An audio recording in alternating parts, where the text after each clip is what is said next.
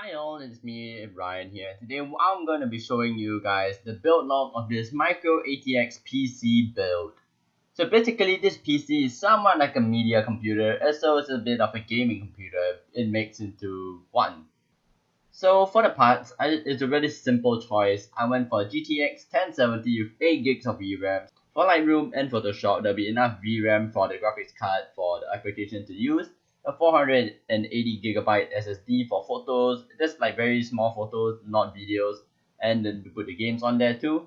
A 600W power supply from PFP, an MSI B450i motherboard, a Ryzen 2600, so that is decent enough for gaming, also for multi-threaded workloads. And then the case is a very simple one, it's a Thermaltake Core V1 case. Last of all is the RAM, 16GB of Corsair LPX 2400 MHz DDR4 RAM. Yes, I should have gone for higher speed RAM, but due to budget constraints, I had to go for 2400 MHz RAM. Before the build, I had to go to Hougang to get a GTX 1070.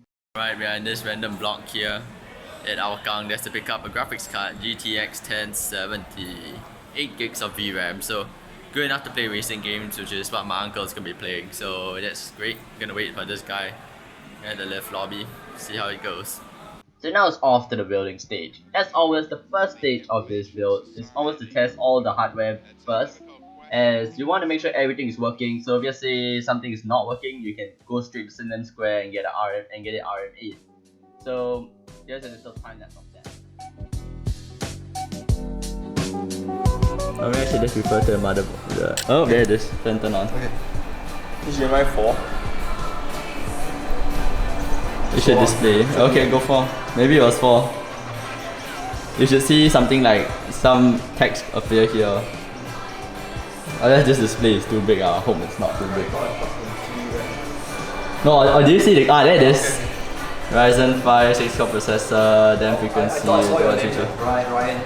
Hey, Ryan. Alright, okay, that's good. Everything looks. I can go and install to the case.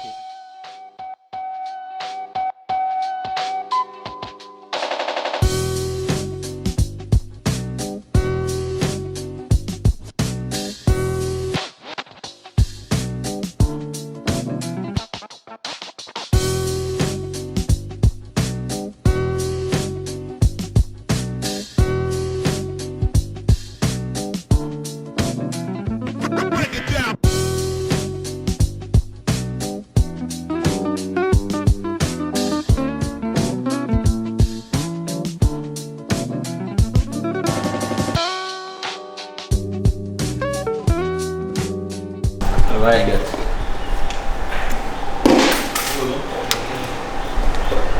Okay, Uncle Ronnie, you have the honors of pressing the button. Okay, where? There, the white one. Here. Yep. 1, 2, 3. Power up. Okay, you're not. Sorry. It's on it. It's on. No, it's not on. Okay, 1, 2, 3. Oh, there you go. It's on already. Okay. Is this HDMI 2? 4. Is it 4? 4 already. No. You press it. 4. Oh, is that 4? At 4. No, it isn't. It's still spinning it and this is good. Oh wait, hold on. I think it's doing a full cycle. Is it a wire? There's one wire on it. Yeah.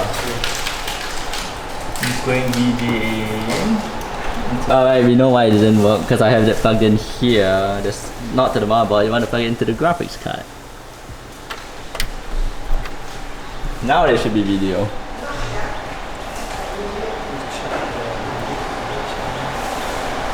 Why is the TV not like working? Come on. Okay, I'll restart again.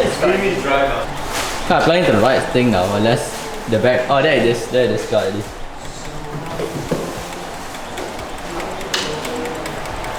MSI. Oh no, I missed the thing. Oh, you want to redo it? Yeah. Windows Boot Manager, control alternate. Windows 7, 10. No, I don't want to use Windows 7. I need to reinstall the Windows. Because that one is 32-bit, the old Windows. So what window are you using? Hold on, I think I need to oh, there it is finally. Oh, I need to configure everything. Go for it. 1, 2, 3. Very nice, very Wait, nice. one more. Oh, part 2 ah? You go ah. Yeah. Ready? Yeah. Nice. For conclusion, this was a great success, as the computer was able to play any racing games such as BeamNG Drive, which is a really tough game to run. Then also it was able to play like Forza Motorsports at all max settings, which is quite nice, along with the pedal and wheel setup.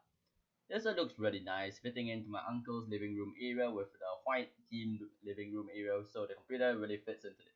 So it is using Wi-Fi as there's no direct connection to internet there. The only direct connection is being used for the setup box.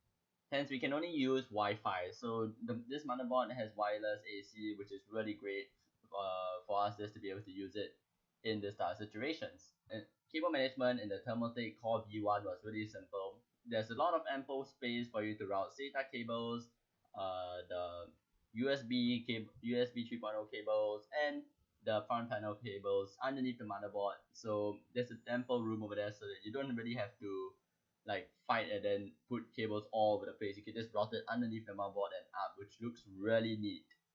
So if you are thinking, did we stay within the budget of 1.2k? Yes, we did. We actually spent lower than 1.2k, and we got a system that works for both my uncle's and my cousin's needs. So if you guys enjoyed this build log, leave a like, subscribe, share, comment down below, and I guess I'll see you guys in the next video.